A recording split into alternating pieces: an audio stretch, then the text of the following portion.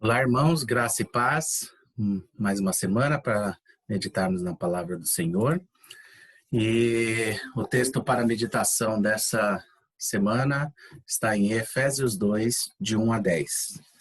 Efésios 2, de 1 a 10 diz assim: Ele vos deu vida, estando vós mortos nos vossos delitos e pecados, nos quais andaste outrora, segundo o curso deste mundo, segundo o príncipe da potestade do ar, do espírito que agora atua nos filhos da desobediência, entre os quais também todos nós andávamos outrora, segundo as inclinações de nossa carne, e fazendo a vontade da carne e dos pensamentos. E éramos, por natureza, filhos da ira, como também os demais. Mas Deus, sendo rico em misericórdia, por causa do grande amor com que nos amou, e estando nós mortos em nossos delitos, nos deu vida juntamente com Cristo. Pela graça sois salvos. E juntamente com ele nos ressuscitou e nos fez assentar nos lugares celestiais em Cristo Jesus, para mostrar nos séculos vindouros a suprema riqueza da sua graça, em bondade para conosco em Cristo Jesus. Porque pela graça sois salvos mediante a fé, e isso não vem de vós, é dom de Deus, não de obras para que ninguém se glorie, pois somos feitura dele, criados em Cristo Jesus para boas obras, as quais Deus de antemão preparou para que andássemos nela. O Só lhe deu glória, que é o tema da nossa meditação de hoje, ele é o assunto que é o fechamento do assunto que nós estamos tratando nessas últimas semanas. Nós falamos do sola escritura, sola gratia, sola fide, solus Christo e agora só lhe deu glória, ou seja, somente a Deus glória. Como disse anteriormente, esses 5 solas, eles estão ligados à salvação. E esse último sola, ele encerra o assunto afirmando que somente a glória seja dada a Deus. Se tivéssemos alguma participação no processo da salvação, nós não poderíamos afirmar isso. Mas entendemos que o processo o processo do início ao fim é obra de Deus e não temos nenhum merecimento. Com base nisso, eu queria explorar como o apóstolo Paulo discorre esse assunto aqui nesse texto. Então, dos versos 1 ao 3, ele vai descrever o estado da humanidade, né? Paulo descreve o estado do homem aqui e ele aponta 5 pontos nesse estado. Primeiro, ele diz que quando Deus nos deu vida, nós estávamos mortos espiritualmente. Estar morto é estar insensível às coisas de Deus. Então, comece a desenhar essa imagem. Veja como que o homem estava. Segundo ponto é, as pessoas pensam de acordo com o mundo. Elas são moldadas pelo mundo. Ou seja, além de morto espiritualmente, eles são escravos do mundo. Terceiro ponto é, são escravos de Satanás. Ali, então, lá, nós estávamos mortos, nós éramos escravos do mundo, escravos de Satanás. Em quarto lugar, escravos da carne. Então, a carne aqui é o próprio coração corrompido.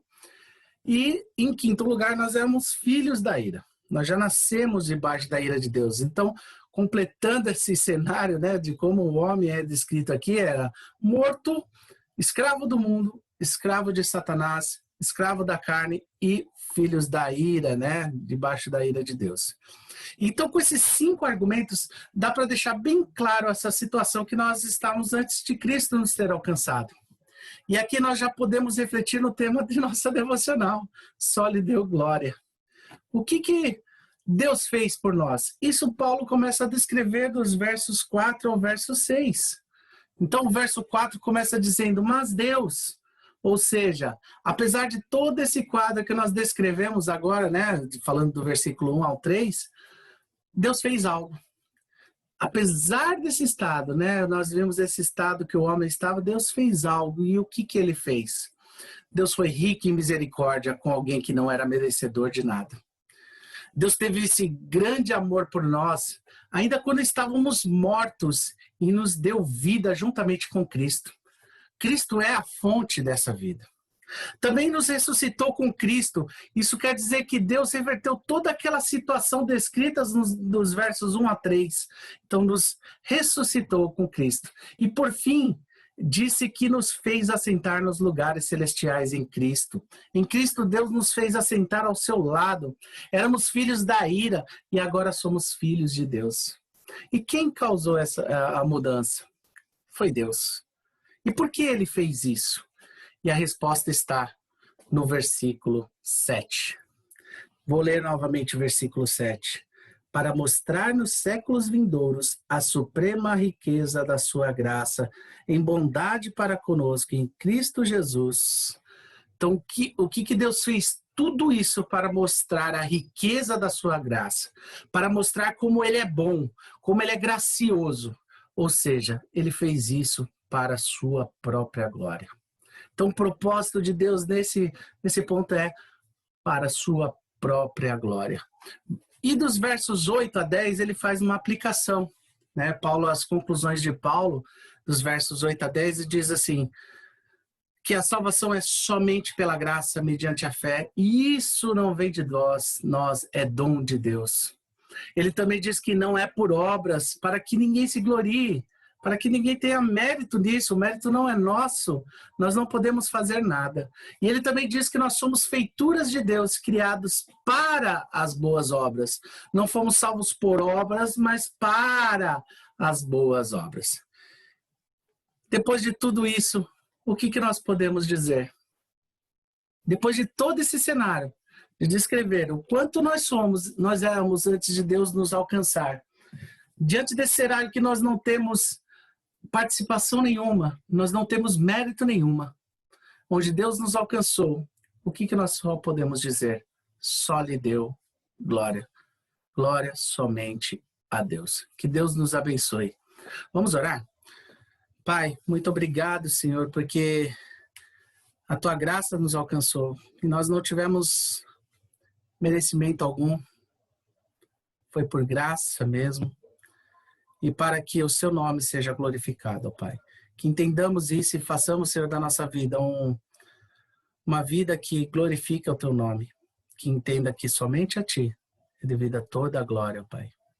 Muito obrigado. Em nome de Jesus. Amém. Obrigado, meus queridos. Que Deus nos abençoe, que Deus nos dê uma semana e que logo, se Deus quiser, estaremos juntos louvando a Ele ali na Almirante Barroso 85. Deus nos abençoe.